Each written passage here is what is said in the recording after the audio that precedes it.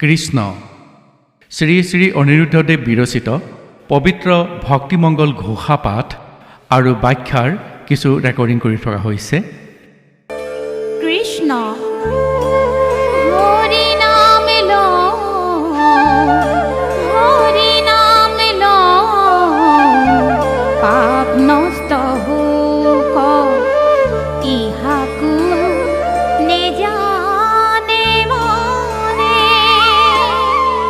কেৱল নামৰ অভ্যাস মাত্ৰকে, কেৱল নামৰ অভ্যাস মাত্ৰকে তৰিল বিপ্ৰ ক্ষণে, তৰিল বিপ্ৰ ক্ষণে।